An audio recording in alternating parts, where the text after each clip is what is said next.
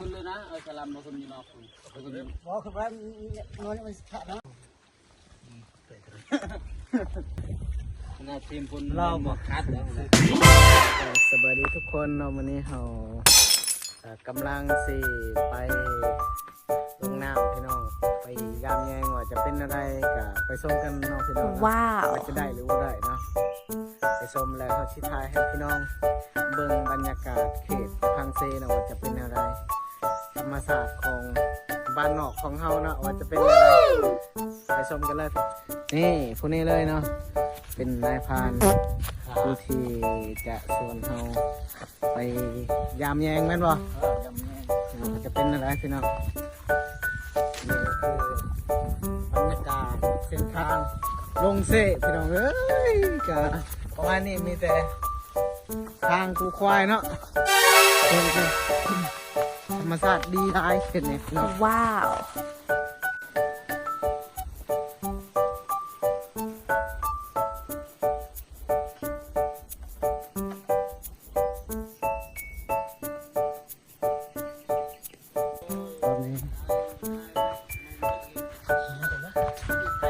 ครับ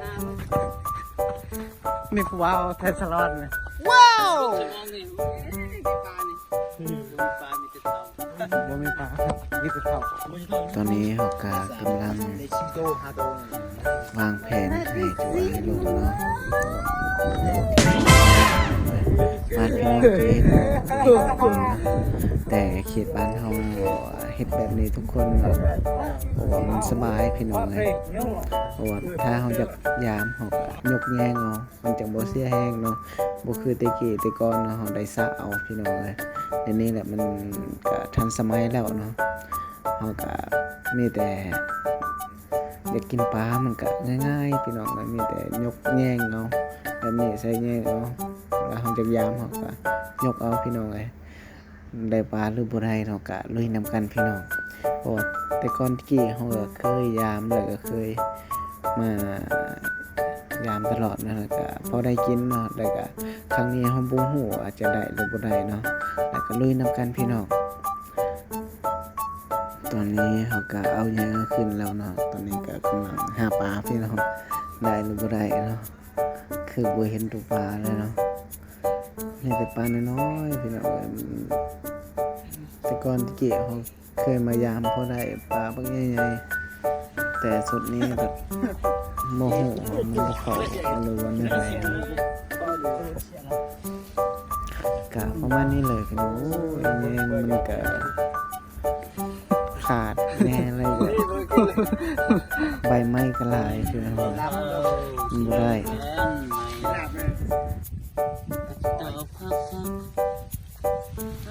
บ้านยังไงเนี่ยมันต้องเจอแม่เลยมันบ้านยังไงบ้านยังไงเนี่ยบ่ได้พี่น้องซอกในใดคือบ่เห็นพี่น้องเอ้ยป่าเนี่ยมันบ่เข้ารอบนี้มันบ่เข้าเนาะ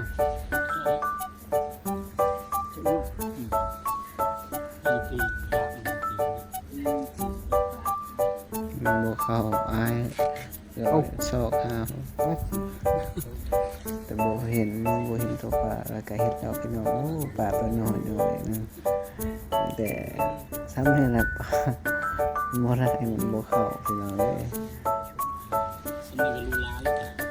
วางแผนสิใช้ใหม่พี่น้อง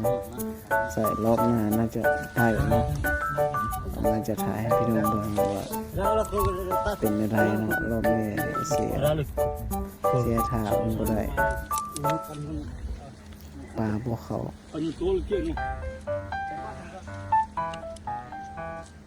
จังได๋โอ้จี้อยู่กูเลยโอ้เลยโก้เลยพ่อโก้แบบนี้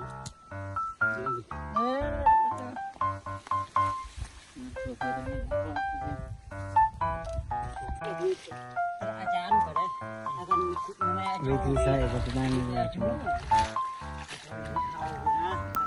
ปลาของห้องกับซ้ำนี่กับพี่น้องปลาน้อยๆก็ได้ปลาเอาพดชมคือ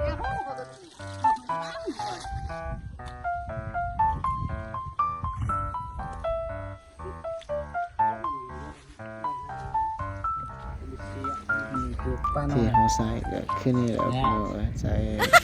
บริการหลังจากที่เฮายามแล้วก็ พวกเขา ก็ใส่คือเก่าแบบนี้นะ พวกนี้ แต่เวลาเฮาจะยามแล้วก็เทื่อหน้าแล้วก็ยามคือเก่าอะไรกันมากคือเก่าแต่สุดนี้มันบ่ถึกเนาะ ที่ใส่ ได้ก็บ่หลายน้อยๆปากก็บ่พอถ้วยซ้ำถึงเลย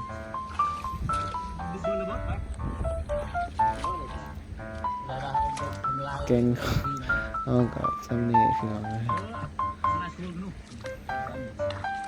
ปากไปน้อยๆซ้ำนี่ละปากเลย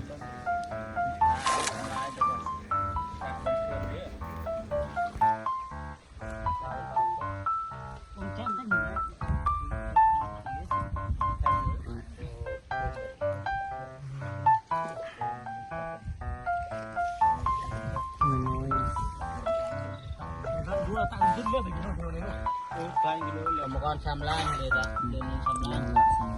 กรรมกรเนาะ ตอนนี้ก็แล้วนี่คือหัวหน้าหมู่บ้านของบ้านโซย ทีมคนทีมคนว้าวบอกขาด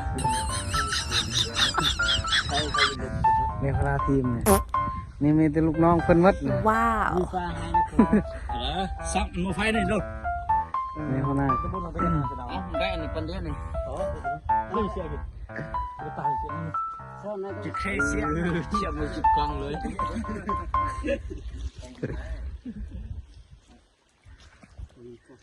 จากที่เฮายามแมงมาเพิ่นก็บ่ได้ หลังจากที่เฮายามแมงก็มัดทั้งนี้คือแมงของมันที่กระดังดีกว่าบ่ได้ซ้ำปลาก็บ่ได้ซ้ำปลามันบ่เข้าถ้าผู้ใดยังบ่ทันเคยเฮ็ดก็ลองเฮ็ดลองเบิ่งพี่น้องถ้าบ้านพี่น้องมีเซ่แบบบ้านเฮาเนี่ยให้พี่น้องลองเฮ็ดเบิ่งถ้าพี่น้องคนใดบ่เคยเฮ็ดให้พี่น้องลองไปกะเขาย่ำกะเมื่อเท่านี้พี่น้องคลิปของเฮาก็จบเท่านี้